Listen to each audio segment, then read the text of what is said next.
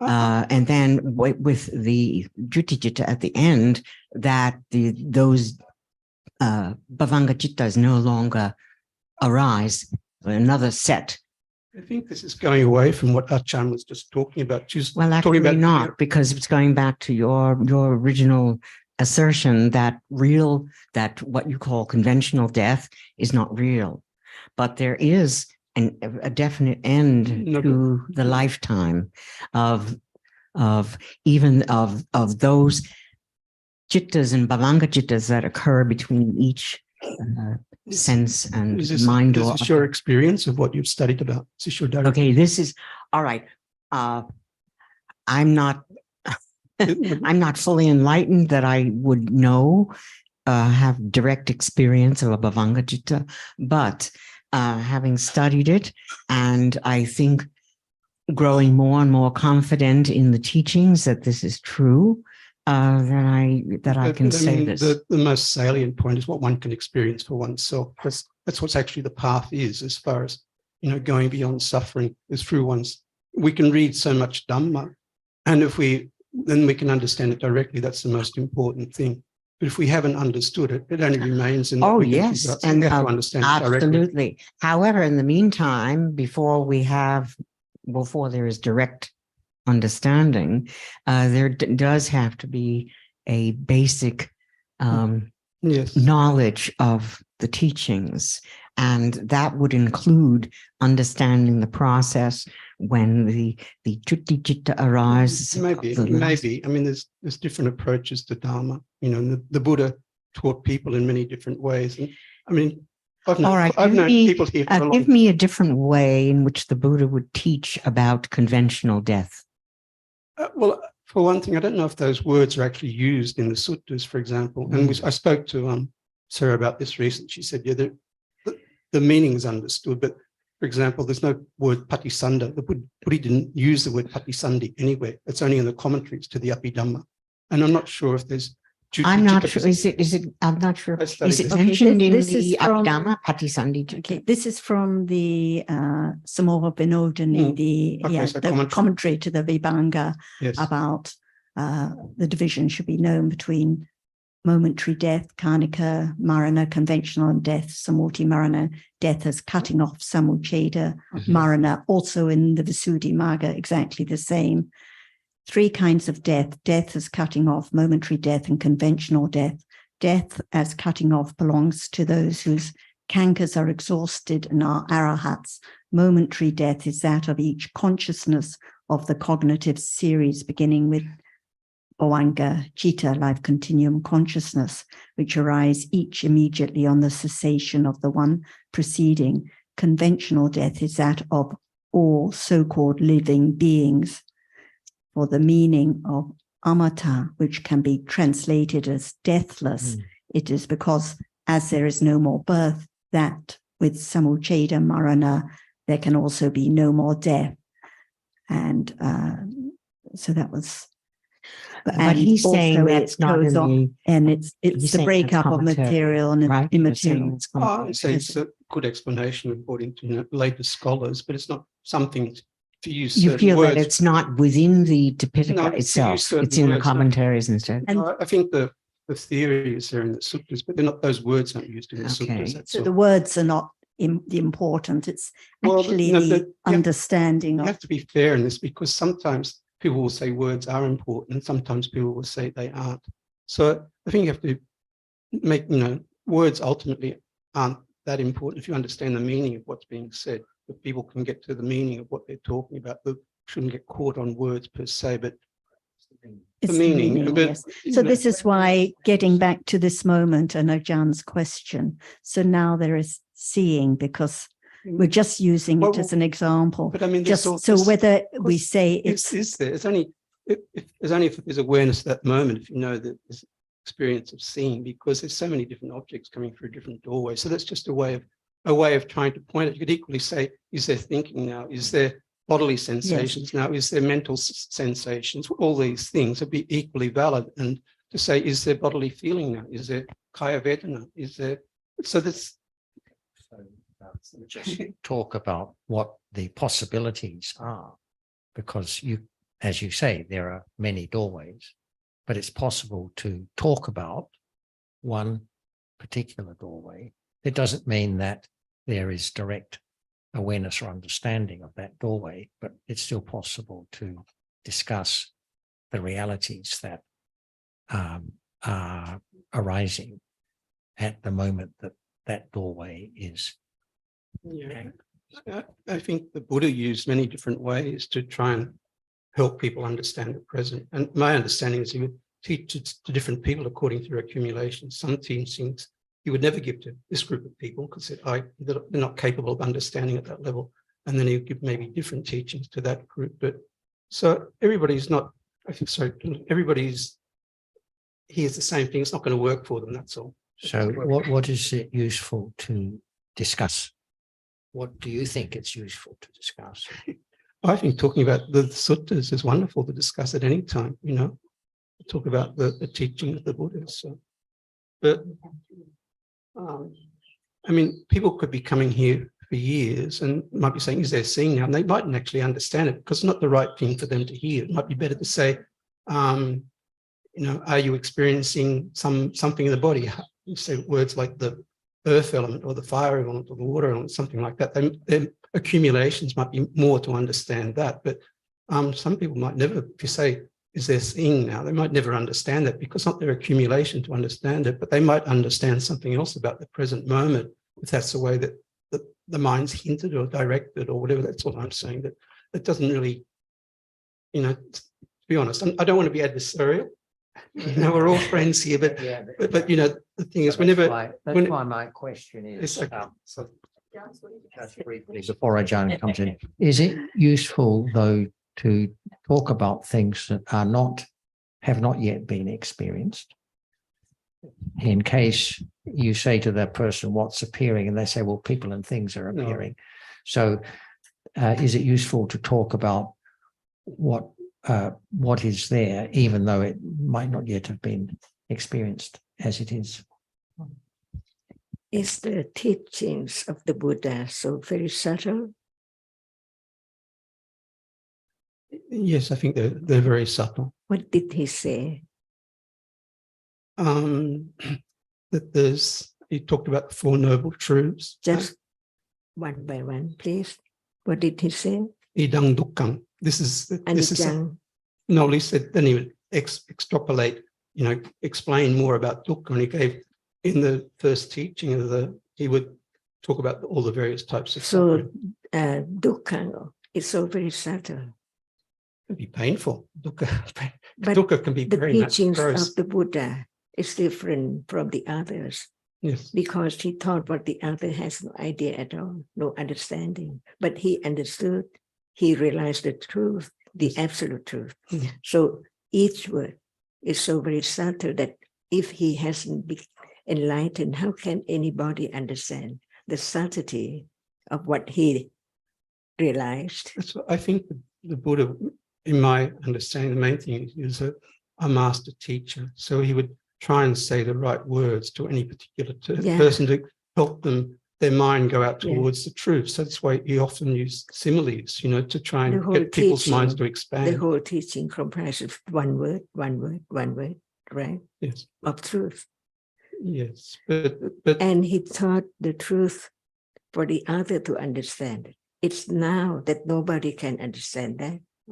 I think otherwise, if it's not now, what he taught about. Yes, but I mean, he suggested to people to contemplate different things in different ways. Before that, one has to know, contemplate on what? There must be a reality, which is object of study. Buddha gave so many different contemplations. For example, in the Girimananda Sutta, there's so many there. Did he teach anything about what is there now? He taught a path to come to the end of suffering and to go beyond suffering. That's what he was teaching. Did he teach anything about what is there now? This is like a little bit trying to come back with words all the time. But how can we know if he didn't teach about what is there now? Well, he taught the Satipatthana Sutta, which for me, that if one wants to understand the truth, one has to come to understand different aspects of mind and body. Yes, but what is one?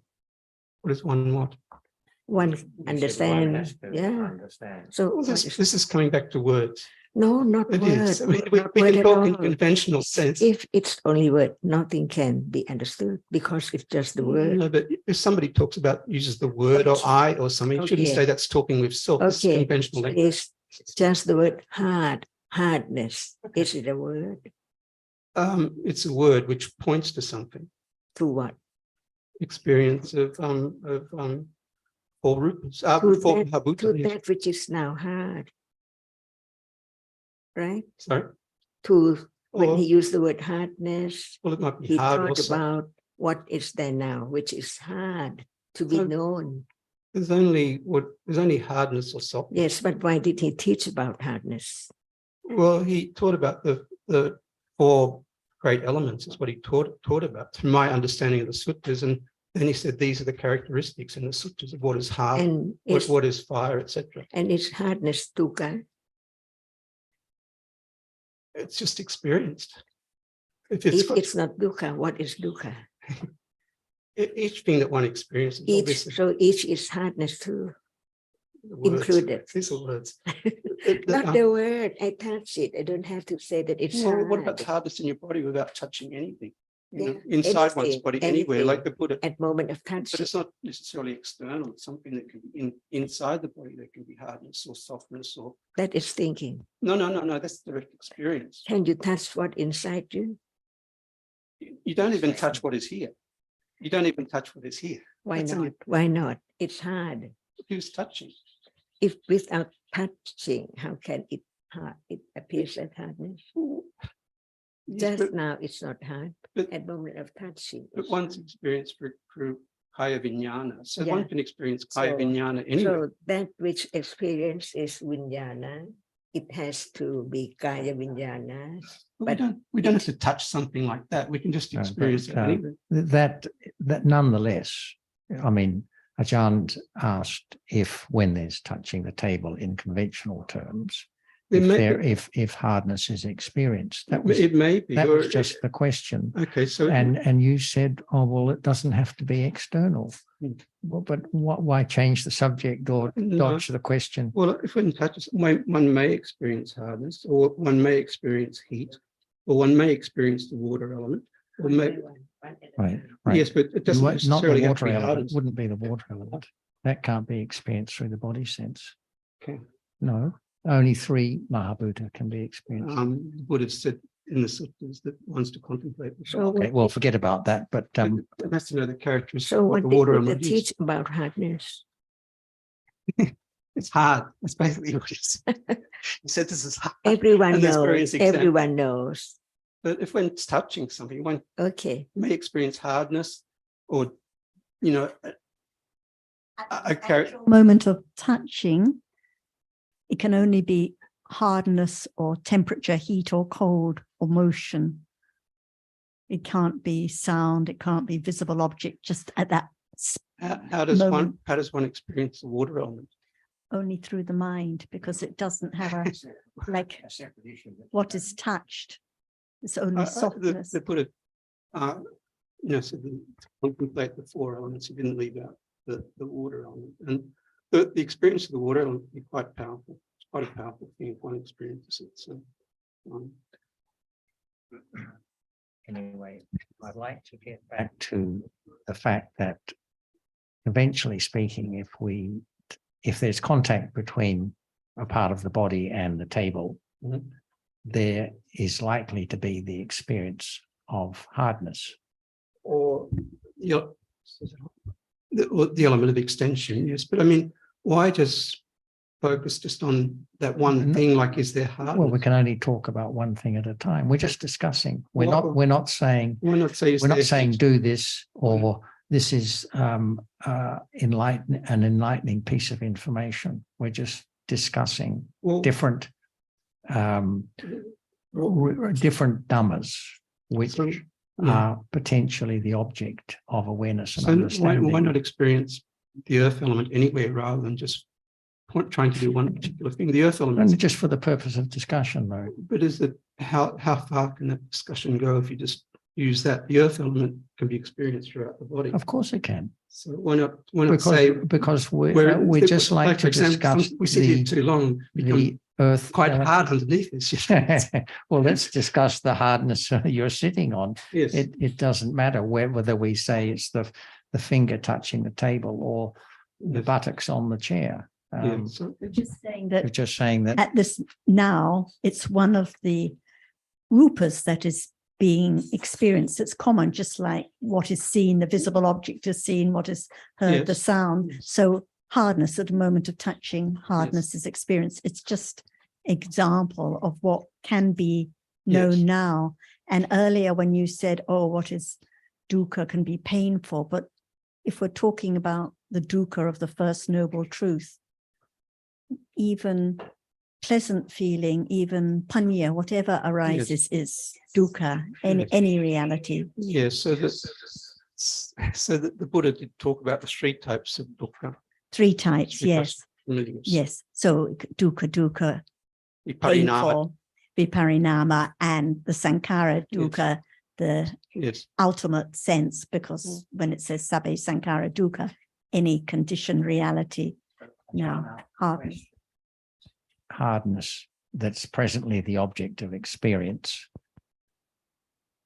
One would then have to think about it. Is it According to the Buddha's teaching, not according to your experience. Okay, according to the Buddha's teaching. Of course, any condition is- being has the nature to be anicca. Anatta has a three lakkhana, of course. Mhm. Of course. And this Right, is good. Where is that three lakkhana?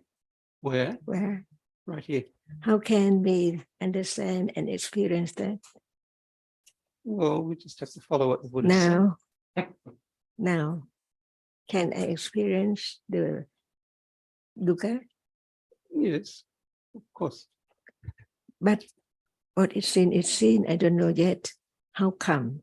And at moment of hearing, there's no seeing of that which is seen anymore. Is that right? Yes, that's right. And what did Buddha teach about eyes, ears, nose, tongue, body, and mind, seeing, and that which is seen, and so on? Did he say that? Yes.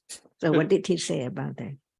Exactly what you're saying, but I mean, it's just one part of the Dhammanupassana in the Satipatthana Sutta. It's just the 6 doorways, the other ways. It's not just Dhammanupassana in the teaching, so many things. Yes. Ayatana and Paticcasamuppada and But even in the section of Dhammanupassana, there's about 4 but there 4 or must 5. be the reality Of course. which can be understood. So, For example, there is the seeing now. Did he say anything about seeing? Buddha said lots about seeing. Please, we'll talk about that in order to understand more about seeing right now. But what about understanding how, the Buddha talked about the 5 hindrances in Who said seeing?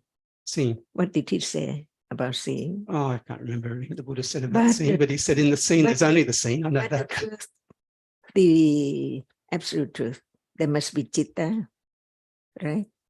I don't know, please talk, because I have a Citta. different, sometimes I have a sutta way of thinking, not necessarily Abhidhamma. Did he say Yeah. anything about citta? Said lots about it. Okay, so what is citta? Well, in the Satipatthana Sutta, he said, Saragang Not Vajitang. satipatthana yet, because No. sati is not citta. So Sat- he talked about citta.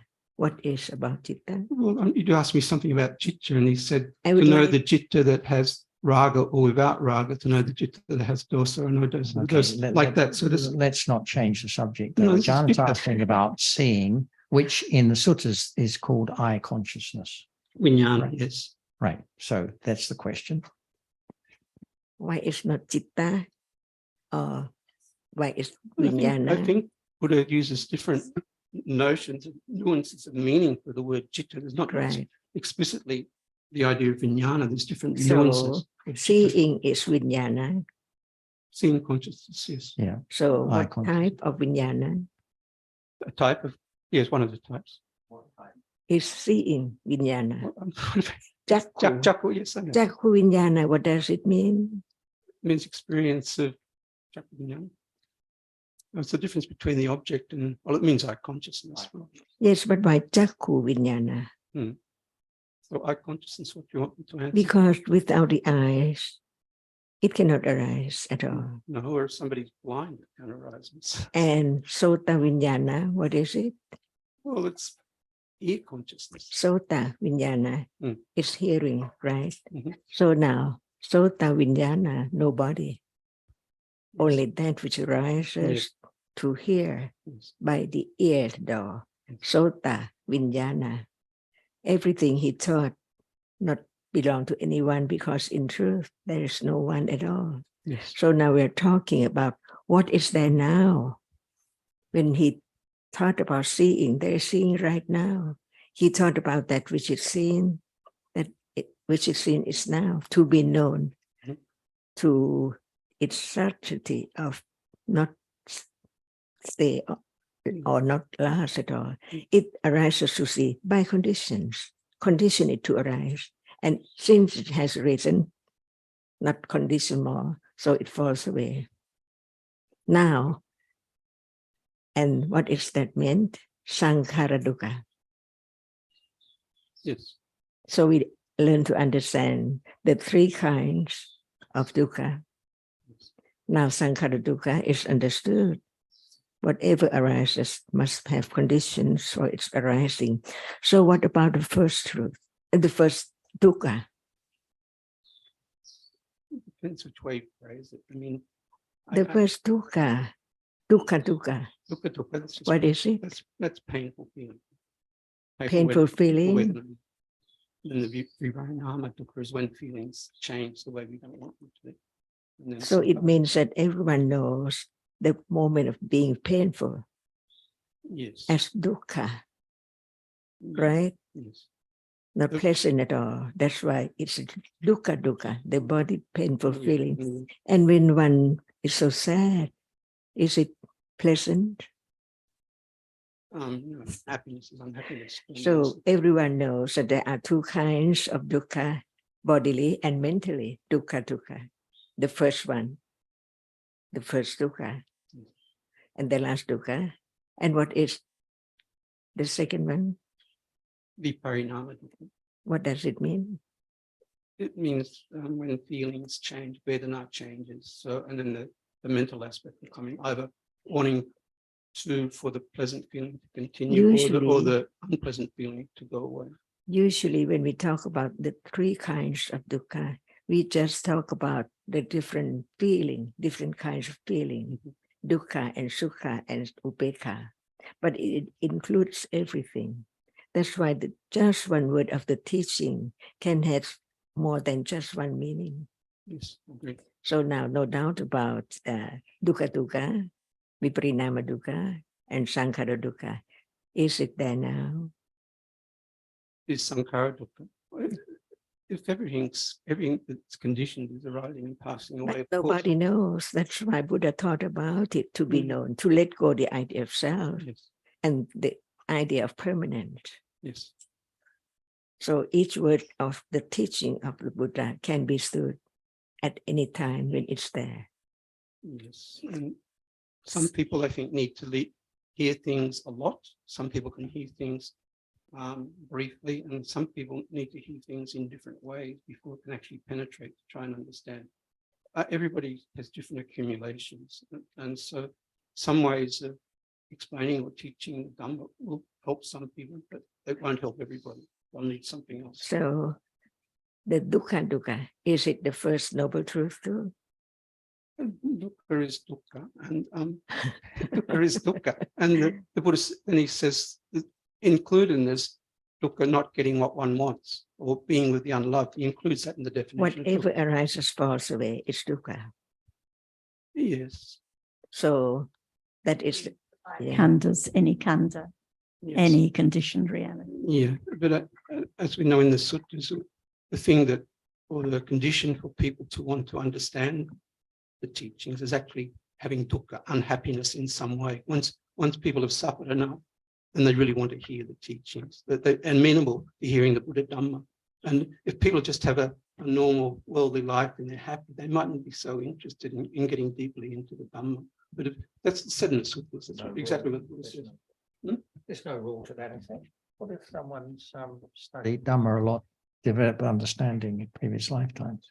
They don't have to go through painful trauma in the present life in order to be interested in the Dhamma. They've probably had the painful trauma in past lives.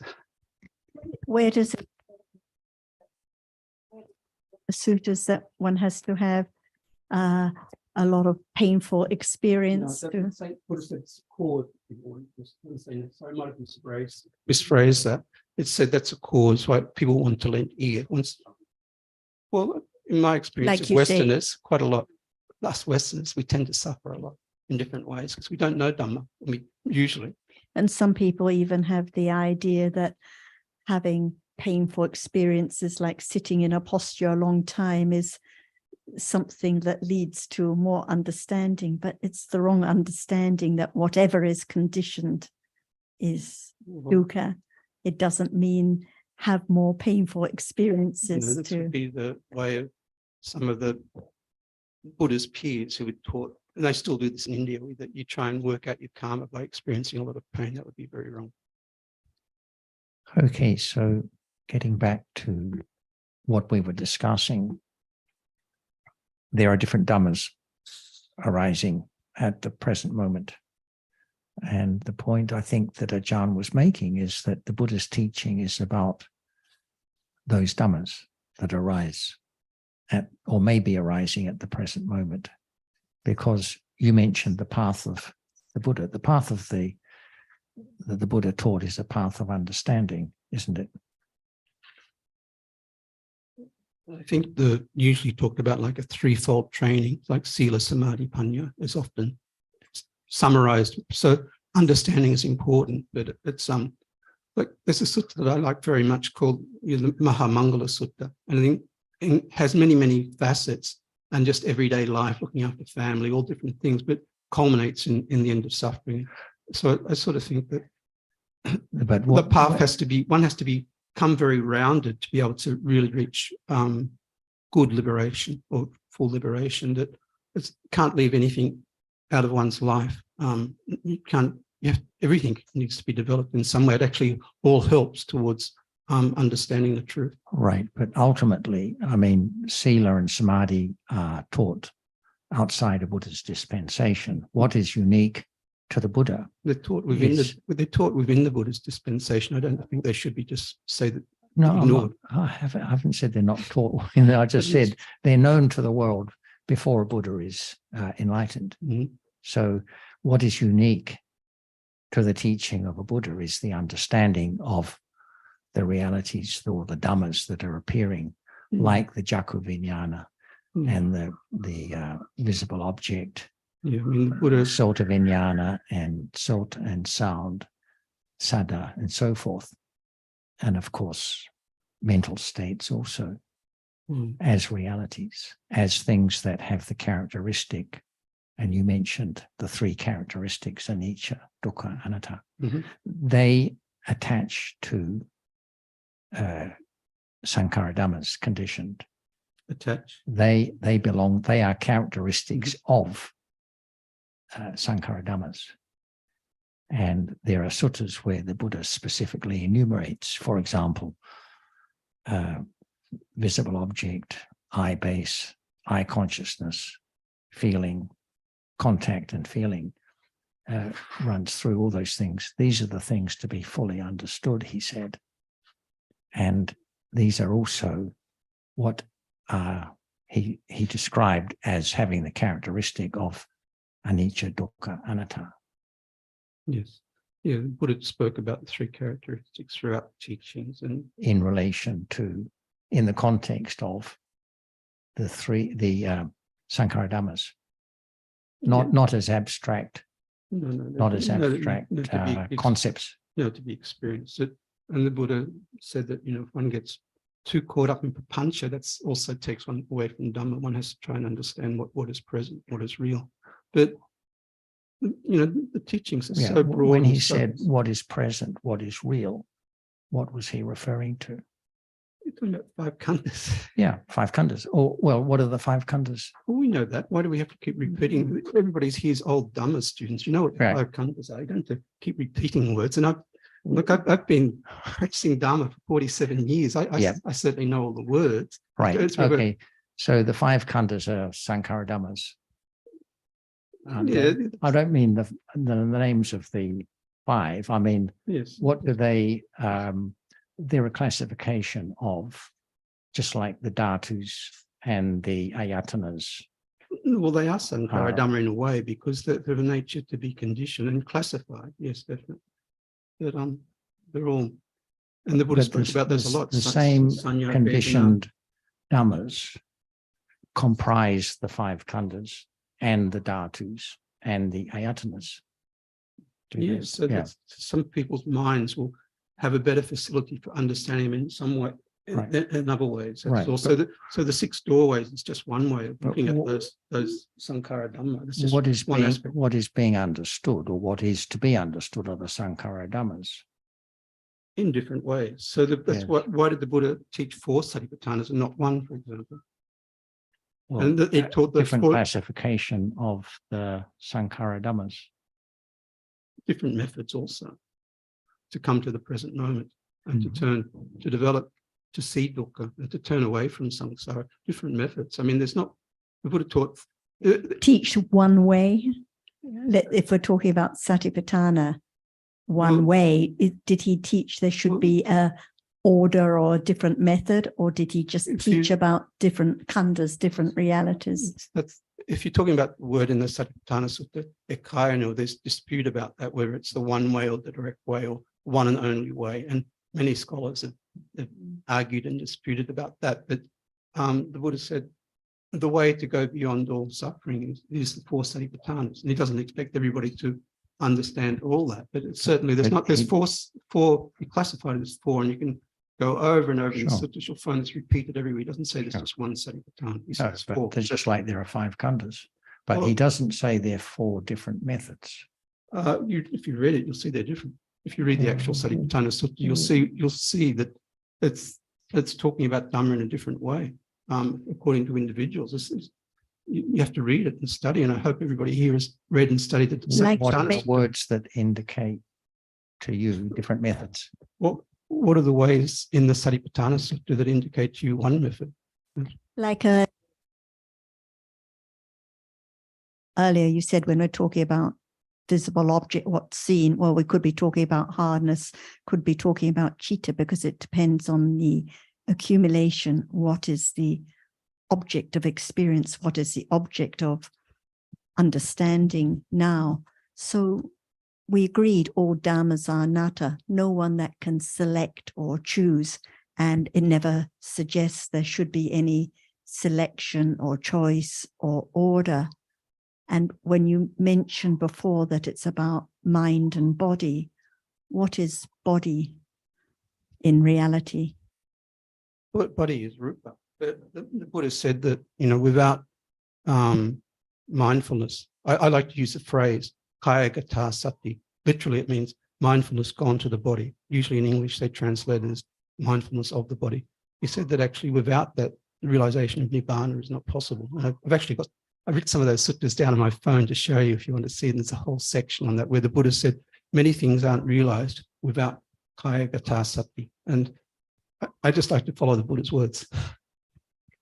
When you say mindful of the body, right? I like mindfulness gone to the body. It's a phrase I actually like the literal translation, mindfulness gone to the body. So can it be now? Of course. Please explain what is mindfulness. Well, the word sati itself, if we go into the suttas, is just to remember. So anyone who doesn't understand sati would say, sati is that which is in the book. So, no. If it's not, it's now, right? When you said it can be now. Yes. And I think if mindfulness arises, whatever you say about it, then it will know things. But how can it arise? It arises by itself, according to conditions. By itself, no conditions? Or everything arises according to conditions. How so can they not if we don't know what condition mindfulness to arise, can it arise? One will have different understandings of what conditions mindfulness will arise. That people from different traditions or whatever, they'll have a different understanding. So not everyone can be mindful of the body at all. If there's no understanding of mindfulness, what is it? There has to be understanding for mindfulness to so arise. What is it to be understood? The questions are, I don't know what the answers are supposed to be. That's all. I was How talking can it arise if we don't know the conditions for its arise? It arises at any time. It arises by itself. But there's condition conditions. by itself. Conditions for it. So what is condition for it to arise? Well, the Buddha said a good way is to practice the full foundations of mindfulness, to know what the foundation is. It's meant by practice. There's nobody practicing, but is there anybody who's come to this room today? Is there a self who's come here? Why do we come here in the hope of developing and understanding Dhamma? Who has come here today? Who is listening? You have to ask questions like that. Understanding is not just hearing and remember the word and understand the word, but there must be a reality. Yes. For example, is seeing dukkha? If there's no mindfulness, can there be the understanding of seeing itself is dukkha? We can talk about all sorts of sankharas and say they're dukkha. They're always dukkha, and they only ever arise in the present. But that is the story about everything, not just one at a time, in order to realize the truth of just each one as it is. Yes. Only one at a time, right? Yes. But I mean, Buddha talked about different types of panya, different levels of panya. Okay. And very, very often in the suttas, And like, what is panya? well, he defined, well, I'll go to that, but he said there's Suttamaya Panya. Okay. And does it belong to anyone? Suttamaya Panya? And then there's no. There's Sotamaya Panya. Sota is the next one. Sutta. Chintamaya Panya. Okay. Chintamaya, and then Bhavanamaya Panya. Yes. So what is Bhavana? The words Cinta and Panya. Cinta Maya Panya. Chintamaya, that's from thinking and Panya, reflecting on them. Hearing, considering. Yes. So, what is sutta? Sutta is from one, it literally means to hear. Is there any reality of sutta? I don't get the question. I mean, I just would like to understand what is sutta. Well, one can develop, one increases one's one again, no one. No, this is just using words. Okay. The person who's sitting here is really a bunch of five khandhas. Understands that through, listening, talking, discussion, reading, contemplating, thinking, that's how we've all grown to understand Dhamma. But if Buddha didn't say about one reality at a time, no one can understand what is a reality now. For example, did he say anything about what is sutta, maya, panya? They're just words that come and go in the mind. They're not that actually, they're pancha, but it's a way to understand. There must be the reality which experiences what is heard. Yes. Right. And the reality which hears is not anyone. Yes. It's conditioned. Yes. Even for hearing to arise, it needs ear-based. Yes. Without ear-based, there cannot be hearing at all. So hearing anytime, is it sutta, maya, panya? So hearing what? Which if you want to talk about anything that's direct experience, it's not sutta, maya, panya. Okay, so what is that? Direct experience. It's mindfulness, whatever. Mindfulness, sati, whatever words you want to call it. I would like to understand each word because I have understood yet what is the reality, what we're talking about. For example, panya, sutta, and bhavana. And bhavana. So what panya. Is bhavana? Cultivation of panya. What made to become is the word bhavana. Cultivation, I think, is a nice English translation. And what conditions for that sutta, maya, panya? The sutta or the anything?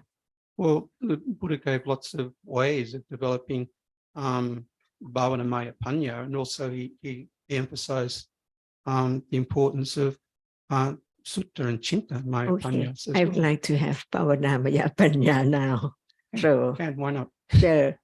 What shall I begin? What shall I begin to develop bhavana, maya, panya? I'm not even talking here. I don't really want to. No, I'm quite happy to just turn this off. But without understanding, seeing right now, can there be more understanding developed gradually to understand the truth, that it is a reality which is conditioned to see and then gone? That phrase is seeing that may not click with anybody. Some people it may not click at all. So they need to have some other approach. So you could maybe talk about, is there hardness, all these different things in the body? Is there thinking now, or is there feeling now? People won't respond because I think it takes a lot of, people not respond talking about 6 doorways all the time.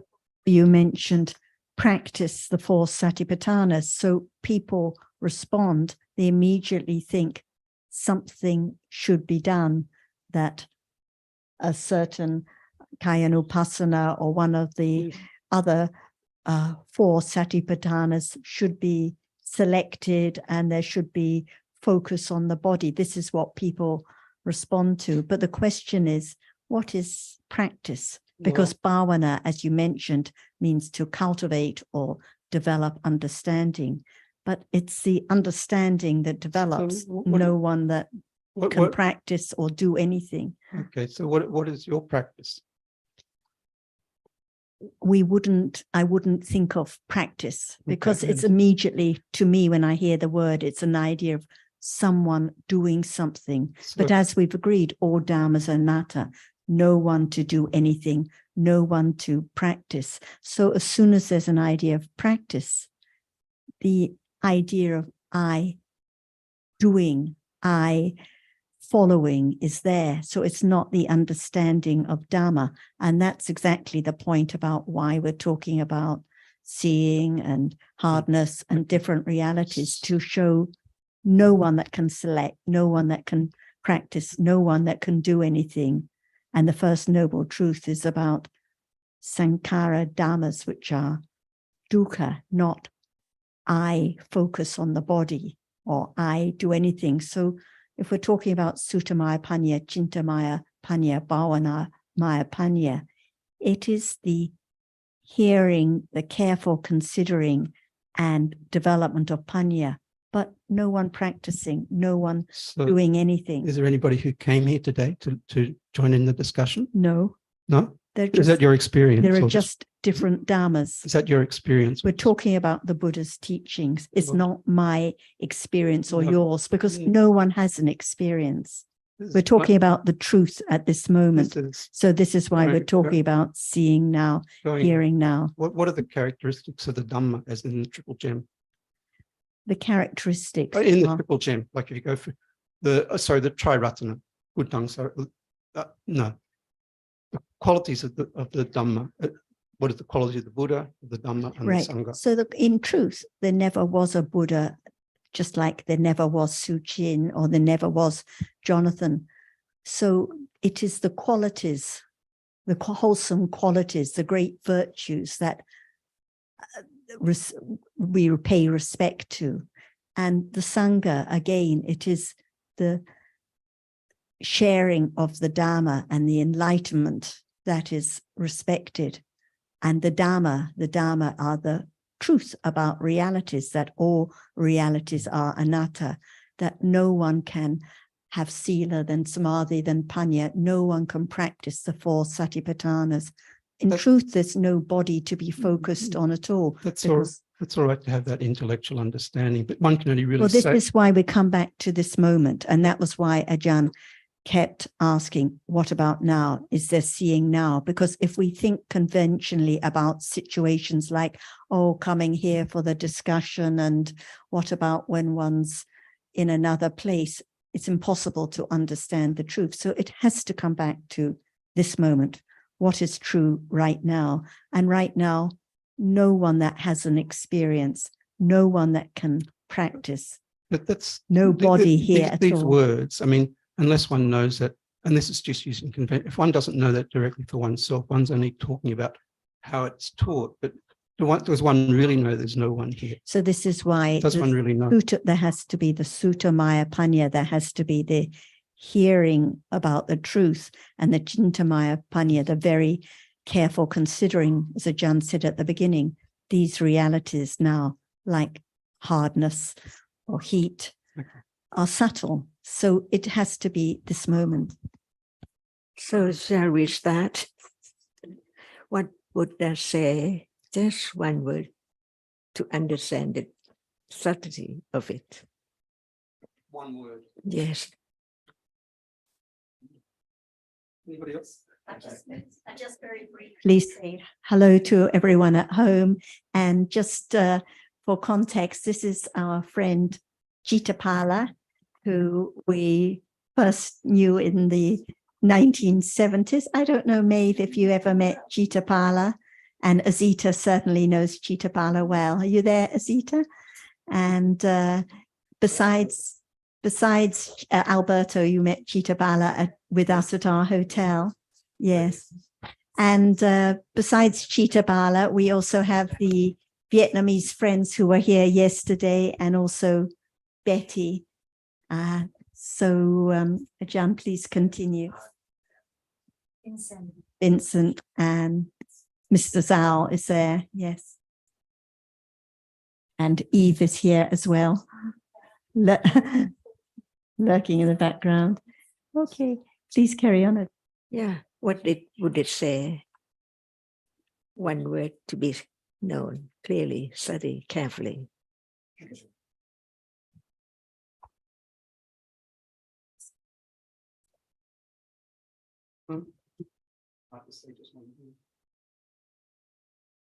Can it be the word Dhamma? Why not? Okay, what is it?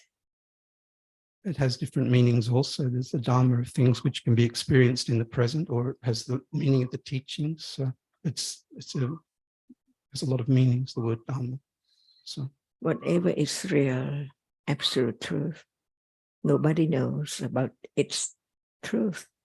For example, right now, we see many things and many people, but actually, what did Buddha say about that which is seen? Is it a Dhamma? yes. And Why? well, it can only be seen. It can't be experienced through the other doorways. That's basically Whatever is real, it has its own characteristic, yes. which can be known. Yes. That this one is that which can be seen only. Yes. And that is a Dhamma, right? Yes. So whatever now appears is Dhamma, different characteristic. Seeing now, thinking now, hardness now, sound now, whatever is real is a Dhamma. It means it does not belong to anyone, and it cannot be taken for anyone at all. And did he say that whatever arises falls away instantly? Yes. Is that the first noble truth? It's part of it. The first, not all four, just the first. He said, when he talked about impermanence, yes. Is it known now? Of course. But people will vary in their understanding, whether they can directly understand, have experience of impermanence, not. If they don't have enough anya, they won't understand that. That's why, what did he say more about seeing to be understood? But then if we go on to the second noble truth, what is the cause of dukkha? So seeing, what is seeing? Did he say anything? What is seeing? He said lots about seeing. And that he also said that for the person, or when he gave the teaching to Bhattacharya, he said the simple, short teaching he gave was, in the seen, there is only the seen. So that's taking all the papancha, all the idea of self. Does anyone realize the truth of seeing right now? Hopefully, yes. Yes or no? Hopefully, if people have, if they realize that they do, if they don't. Just think about seeing. Where seeing arises and falls away in split seconds. Because at moment of hearing, there's no more seeing. Yes. So seeing is very short. Yes. But there are so many moments of seeing that it seems like seeing lasts for many moments. But in truth, that's why the absolute is that whatever arises falls away instantly. But I would suggest that also people tend to experience their world a lot through the mind as well. So whatever we see, we perceive. So we get the basic perceptions, and then we build different thinking on it, and then maybe different emotions. And then that's what takes up the content of our mind. It's not so much the original So what is mind? But that's changing the subject because Ajahn talking about the seeing and Why do we need to talk physical about seeing objects. so much? Well, she'd like to talk about seeing because, well, I think the point is that you seem to be, forget me if I'm wrong, you seem to think that it's not such an important thing to be understood, that there are a lot more things that other than seeing an invisible object that are more worthwhile talking about. No, I think that some people will understand this quite well. Other people have accumulations to understand the Dhamma in other ways, that's all. It's Just true. right now, it's just you and just us here. So we're not talking about the world at large. We're just talking among ourselves. Well, I have but I have a different way of approach of Dhamma, so I'm talking about myself in that aspect. So I'm coming back then. So are you really of the view that seeing an invisible object are not really worth spending much time on? Well, it's a bit boring, but I think his comment is that he heard about this a long time ago. It was clear then. And I mean, it's a good point that actually there's far more thinking through the mind door, many more mind door processes. So he's ready to move on. I think maybe we should just give a little pause and let Alberto come in with his topic and then come back to Chitapala afterwards, because I think he's ready to just have a little break from the microphone. Is that right? So Alberto, would you like to, we don't want him to run away. Alberto, would you like to carry on with your topic? Because Ajahn asked Alberto to do a little more homework and continue with his topic from yesterday. So just for anyone who wasn't here, Alberto, just give a very brief summary of your original question and the topic, and then please continue. Yeah, it's about the Vipallasa.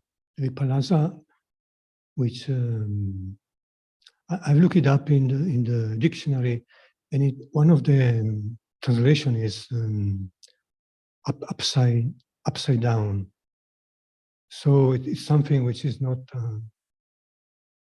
taking something for as not as it actually is.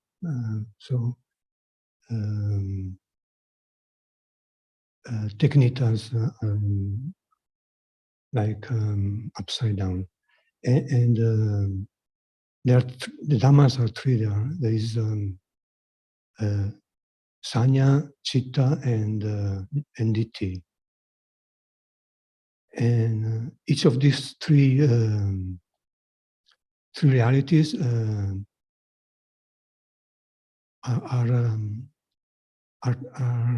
taken wrongly as not as differently from what they are in the way that there is what is anatta is taken for being atta, and what is dukkha is taken, what is anicca is taken to be nicca, which means taking what is anatta, taking what is not self for being self, taking what is impermanent to be permanent, and the third is taking what is dukkha to be sukha, what is painful to be pleasant, and the fourth is taking what is asubha to be subha, taking what is not pretty to be beautiful. And these four aspects are applied to each of the three realities. So in total, we have 12 aspects, which how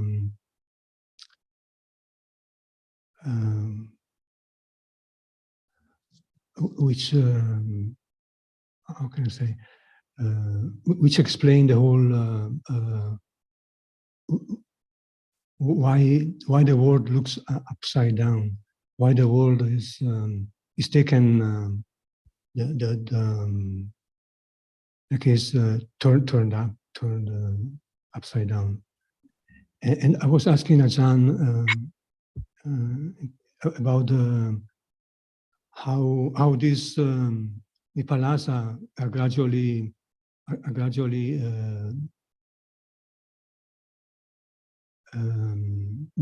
decrease gradually with the path. So Sotapanna eradicates wrong view, and Sakadagami eradicates, and Anagami eradicates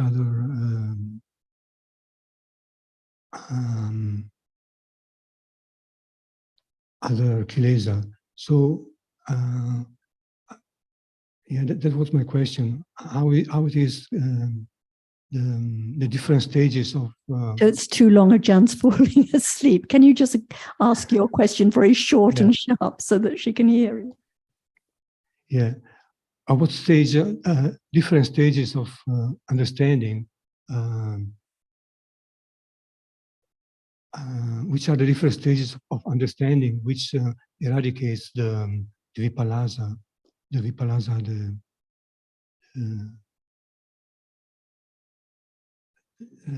Sotapanna is still Chitta vipallasa and Sanya vipallasa, but obviously Sotapanna cannot have Ditti vipallasa. And but question was just about Atasanya, Alberto. Is that right? Atasanya. Yes. Yeah. That was what you were asking. So let's just get back to the main question.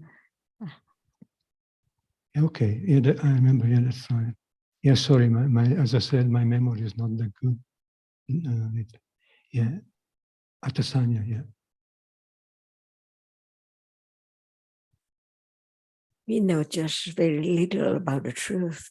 That's why even now we like to talk about sanya, but sanya is not object appearing to be understood. Whether what kind of sanya is there.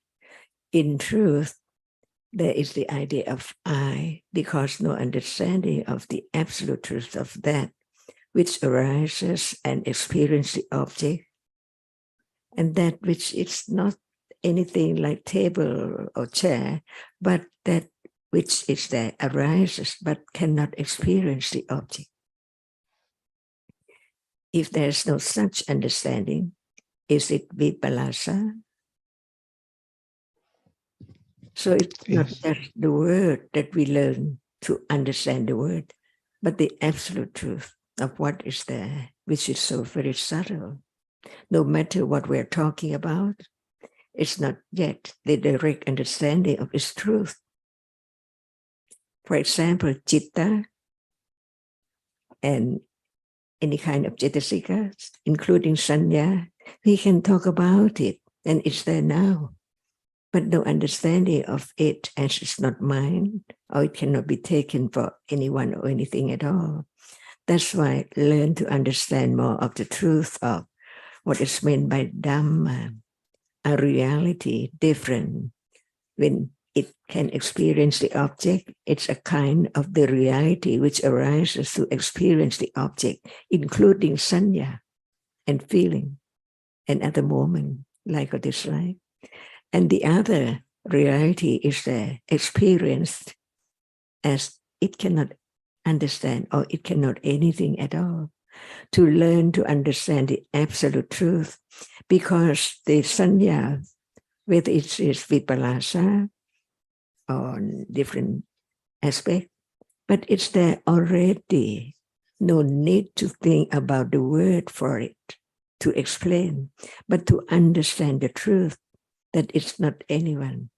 It's a moment of remembering or marking. That's the way to understand sanya.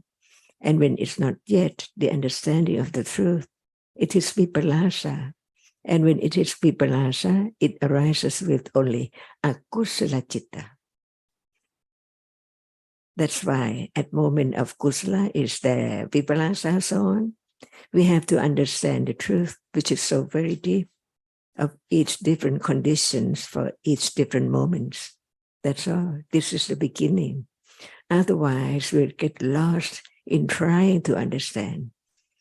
the vipallasa of sanya on such and such way, of that such and such level, while it's there unknown that it's not me who now remembers the words. So there's moment of thinking and talking about it. That's why to let go the idea of self is not just hearing about. It's not self, it's that which experiences and so on. But it has to be in the moment of directly understand the characteristic as it is. For now, is it sanya vipallasa? But we talk about sanya vipallasa on and on and on. What is there? So all dhammas are anatta, depend on conditions for whatever arises, no matter what it is, no selection, because it cannot be selected. No matter we try to understand the subtlety of sanya vipallasa, but when it's not there, how can it be known? But when it's there, before understanding that it is vipallasa, there must be the understanding of its nature, of a reality, which is not self, which is not citta.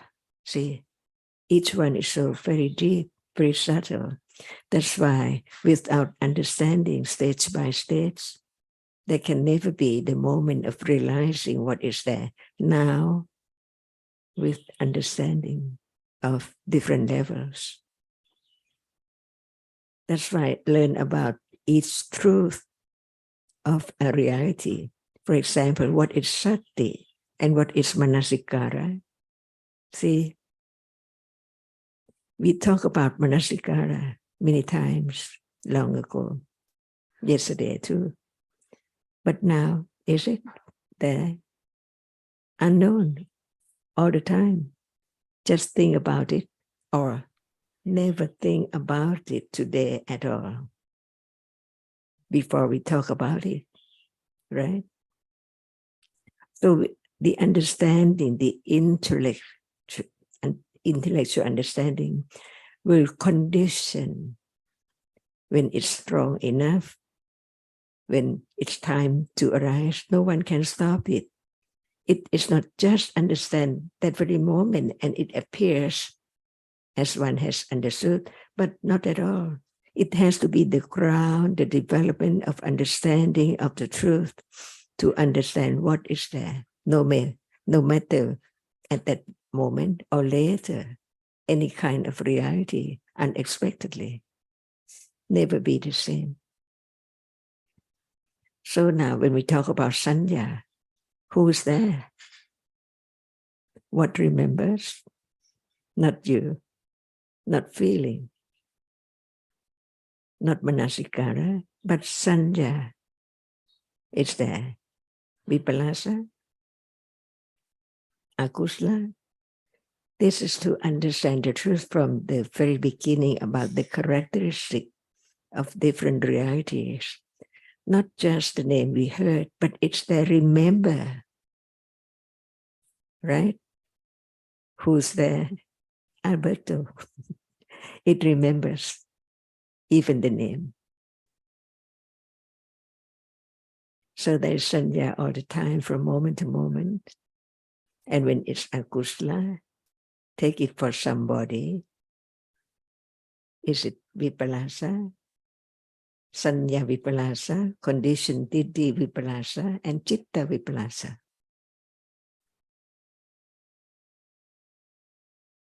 This is the basic truth of all realities.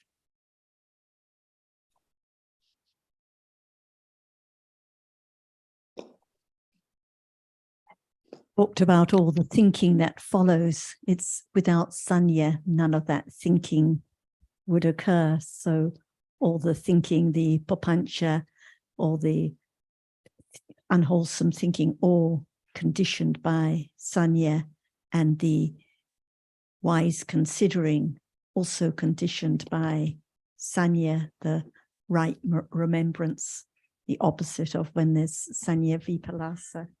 So no thinking at all without sanya playing its part. Thank you. Thank you, John. Thank you, sir. on the same point, so there are three kinds of vipallasa, ditti, citta, and sanya, and there are four aspects. So each of the three kinds can have the four aspects. So as I understand, for the Sotapanna, the ditti vipallasa is totally eradicated, and so the Sotapanna doesn't have wrong understanding about impermanence, about anatta, and about dukkha, and about asubha, but he still has the citta and sanya vipallasa. But what I'm not clear about is for sure that the atta sanya or citta vipallasa about atta is not there anymore. But what about impermanence? Completely. So the no more ditti vipallasa of any kind, and no more citta and sanya vipallasa with regard to taking what is anatta for atta and what is anicca for nicca, because completely eradicated. So after becoming a Sotapanna, the citta and sanya vipallasa is just with regard to taking what is dukkha for sukha and what is asubha for subha. Only the two aspects remaining. Yes. So what makes the difference? Like, because usually the three lakkhana are aspects of any reality. So one assumes that if one understands anatta, one also understands dukkha and impermanence, or the other ways around. So why dukkha is not eradicated as citta and sanya, but only the two first? Well, naturally, there is some understanding of dukkha, but as I understand it, that it doesn't mean that because there is stream entry, there is full understanding of all the characteristics. Because between stream entry and final enlightenment, there's a lot more understanding to be developed, including, of course, the purifications, what are called the purifications. But so I guess I'm assuming that aspects of dukkha have yet to be fully understood. Until it is the stage of anagami, they're still clinging to sense objects. So still it is what is seen, what is tasted is experienced as subha, not as asubha, when it is the object of attachment, because attachment to those sense objects hasn't been eradicated yet. And for until becoming an arahat, even when there's no more clinging to sense objects, still there is the subtle clinging to being, to experiencing jhana, for example. It's still sukha, even though no wrong understanding at all, but still there is that clinging. Yes, so I understand the different kinds of defilements to be eradicated for each stage, so that should follow. But the point that I'm still not clear about is, so what is really the difference between why he can understand perfectly about anatta but not perfectly about dukkha?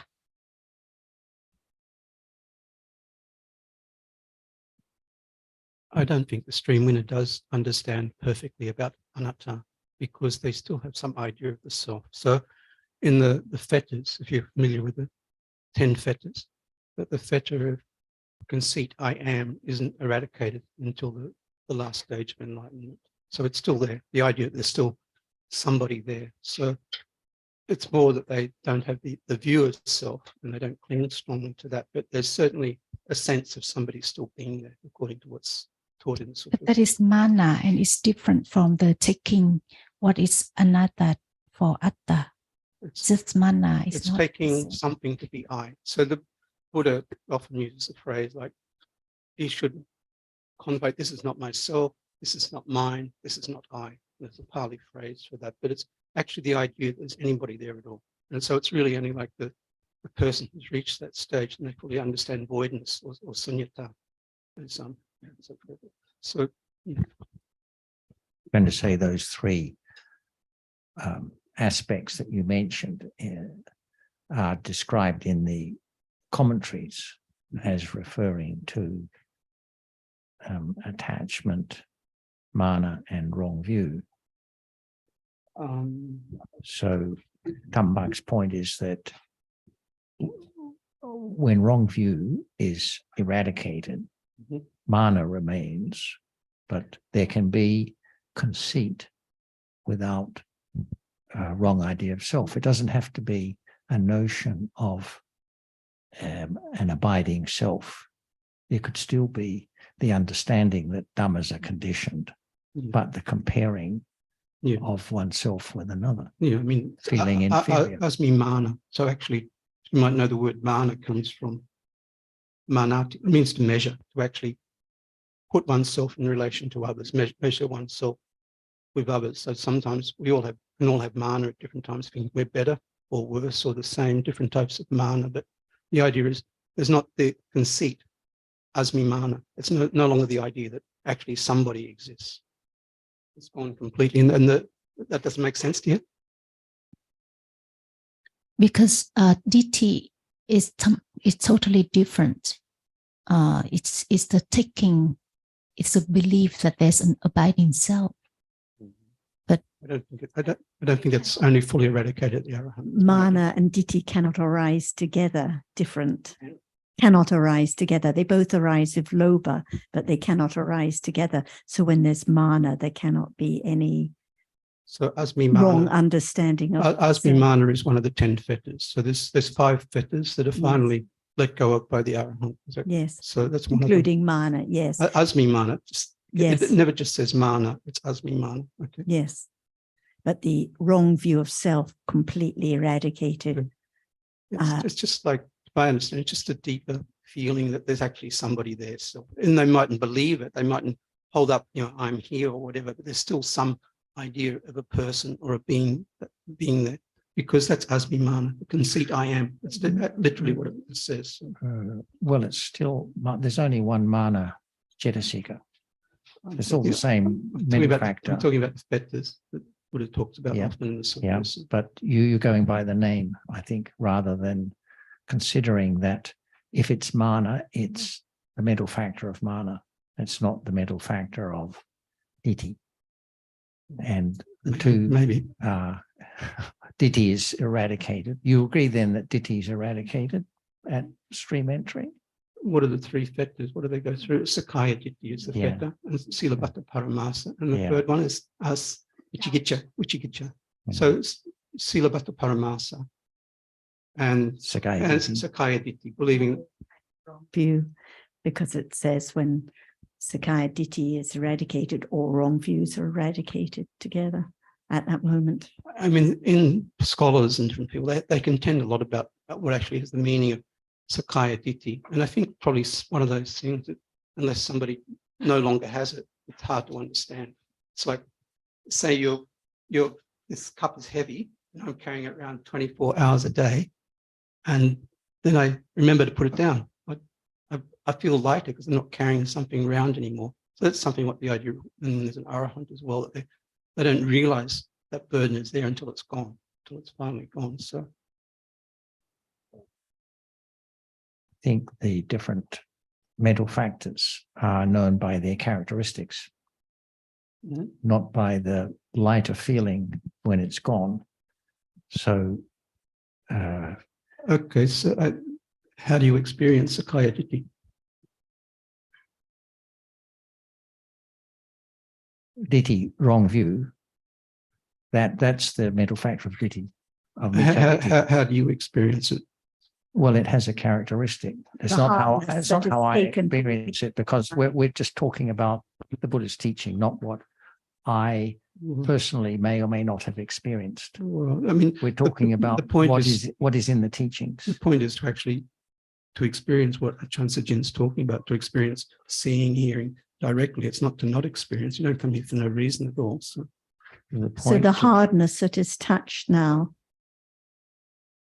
the khandha, when it is taken for my arm, my leg, Sakaya Ditti is there, different from the hardness here, which is Atano Ditti, but the hardness that is taken for one's body, for oneself. Right now, that is Sakaya Ditti. There might be the idea that somebody is touching. There might be the idea that somebody is touching. There might be, but it's the Sakaya Ditti is when what is taken for oneself.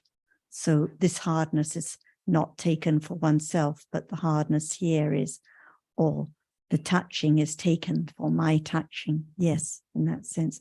Perhaps Ajahn can just answer Tam's question.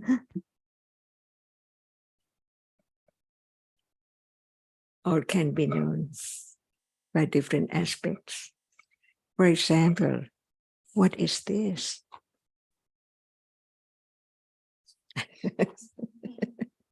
Anyone?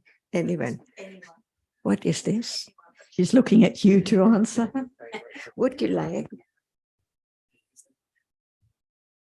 I'm sorry, what do you mean? What is this when you touch it? It depends what level of conceptualization you want to use for it. There's many levels. There can be visible object, it can be something, whatever. A moment is so long. Explanation. Yeah, it's whatever level. And whether it's something. Maybe it's something that's not really there. Not that which is seen only. It's not really there. And when it's something, it's ditti, atta, something. It would be grasping if something is having permanence. Yes, if one believes that it's actually there. And instead of this, what is this? It's a very nice Louis Vuitton cup. Something with a different shape and form. It cannot be known that they are different. But in truth, what is seen is only that which is seen. Yes, that's true. Having, being very fortunate to come to the Dharma a long time ago, I've met a lot of different people who have different understandings of Dharma. That hearing that may be useful for them, or it may not be, because they've come to Dharma in a different way. Understand the truth of what Buddha taught, what is seen. See, yes, but it's something. Accumulations, people may or may not find that a useful way to try and understand. Just what is seen. Is it true? Ultimately, there's nothing substantial. It will fall. Everything comes into being it's there for a moment and it's gone. Ultimately, there's nothing substantial. It's only whatever. Just consider whether it's true or not. What is seen is seen. It's gone. But it's what at moment of seeing only. Yes. So yes, seeing is not that which is seen. No. Right. What is the difference? One is the experience and one is the object. That's all. So the experiencing is what is living being, right? Because it experiences. And this is not living body. No, living it's being. Up to each person's understanding whether they think there's actually, a person experiencing something or not. So when we take it as something, is it right or vipallasa? It all depends on the person. They may have seen through that. Seen, it's only seeing and visible object, but you still talk about person to depend on.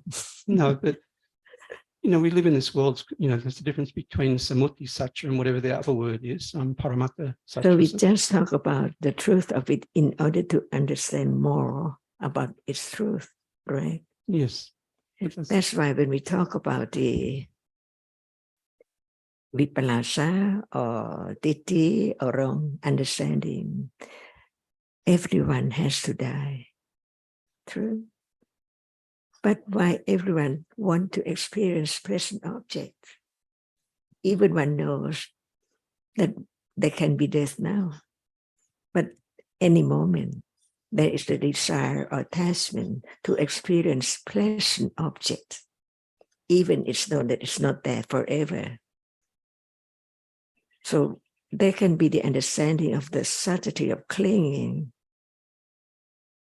even it's known and as it is, up to the degree of there can never be wrong understanding and doubt about the truth of it anymore from then on.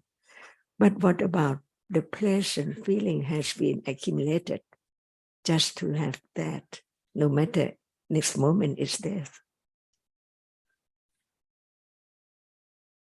That's why understanding just whatever arises falls away is not just enough, because they are clinging to other realities as fame or honor or whatever one likes to cling to, not without understanding that it's not there anymore. The cling is there because they are conditioned for it to develop more and more and more understanding, clearer and clearer about that which hasn't been eradicated yet to be eradicated.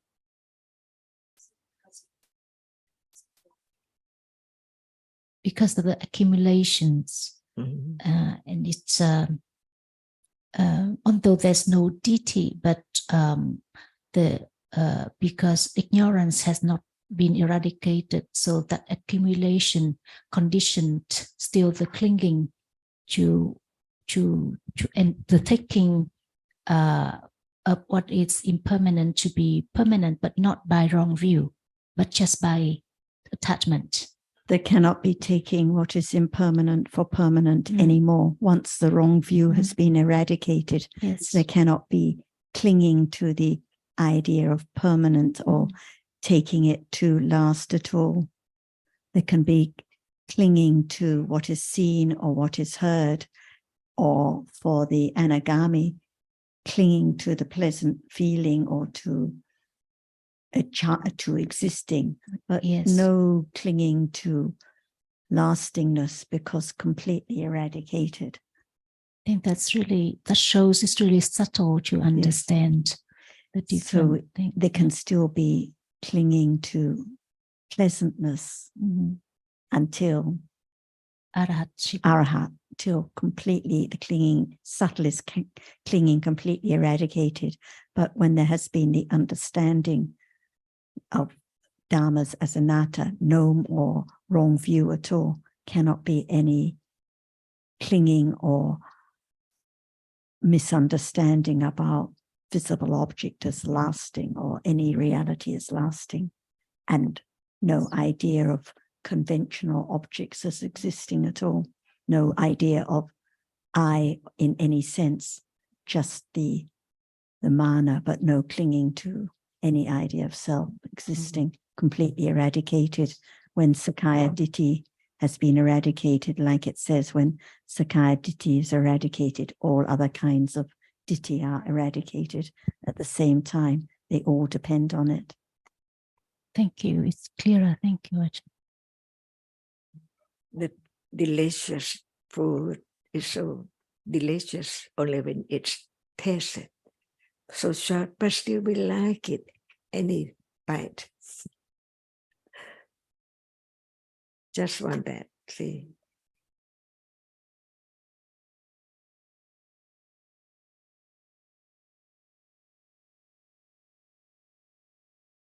Hang or Tiny Tam or Mai, would you like to make any comment or ask any quick question? I would like to understand more about it. Can you repeat it? I would like to understand more about Ditti. To experience it or to understand it. Just to understand. Now, it takes what is not as it is for something permanent. Yes, for now Now when at last. Microphone, I have an idea that I'm holding the microphone. And how can there be just a very slight moment of eliminate the idea of something there?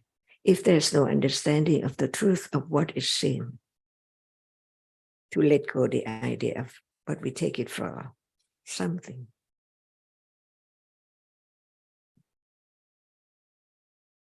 So now, does the world appear as it is? No. What about a moment of seeing no one and nothing? Is it true? It's true, but still, If it's not, it is Titi. still people and things.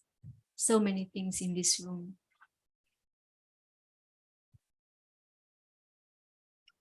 So when there is the understanding of what Sammaditi is, there can be the understanding of what Micchaditi is. Different, opposite.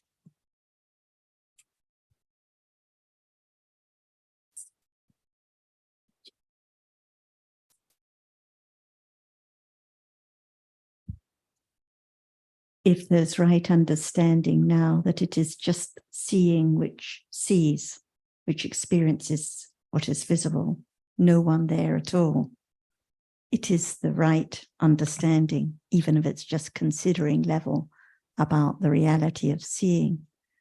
So Micchaditi is the opposite, the idea.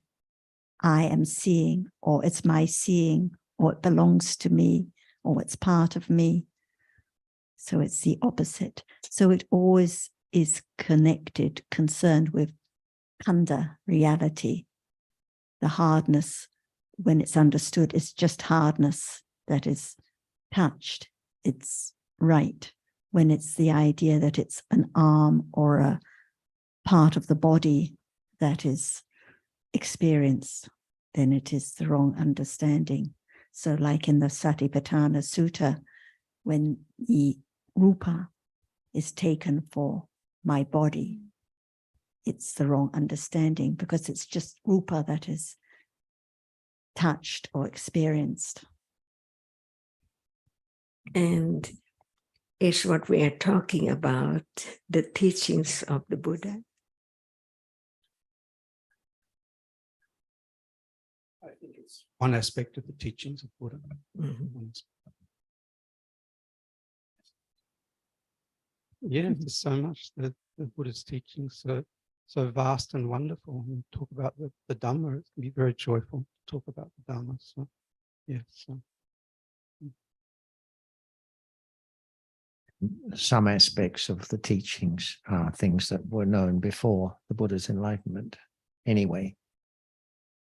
Yeah, probably, yes. What we're talking about now is falls within the things that doesn't fall within that category. Yeah, I think there's much of the teachings. A lot of what the Buddha said wasn't known and wasn't known or realized before he started that teaching. Otherwise, that's the benefit of the Buddha, to bring teachings that haven't been heard before, and to be able to teach in a way that takes people to go beyond suffering.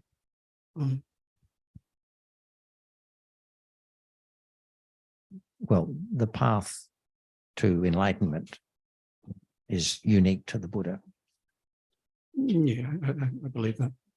And as I understand it, that path is a path of understanding. A path of gradual understanding. Very gradual. Gradual, and many things to develop along the way to actually understand. Otherwise, you don't have any. If you don't have the sila, for example, and you don't have the if you don't have that for one thing, then people can't really understand the Dhamma. Their minds caught up in. I'm not sure quite how you would apply that to what we're discussing at the present moment, because we're talking about what is appearing right now, things to be understood, the conditioned dhammas, but we are of different levels of sila. Do you think some of us might be qualified to understand and others not because of the sila level? Well, if there's somebody in here, and I'm sure there's not, who likes to drink a lot and gets or has a lot of aggression in their lives, or they think it's fine to take other people's belongings, then certainly they're probably not open to hearing what we're talking about. They'd probably run 100 meters if they came near this room. I think that's quite speculative because they could have developed understanding previously. But And, no, I'm saying right now. Is there anybody here who delights in killing, stealing, or drinking? This is a very big topic that can be the first topic this afternoon, because it's about time we pause. So the whole topic of Sila, Samadhi, Panya, and Sila in particular, let's have it as the first topic this afternoon. Okay, so we can pause for lunch and continue at 1:30. Hi, Azita. Do you want to say anything to Jitapala? Hello, Azita. Hello, Jitapala. How are you? Nice to see you.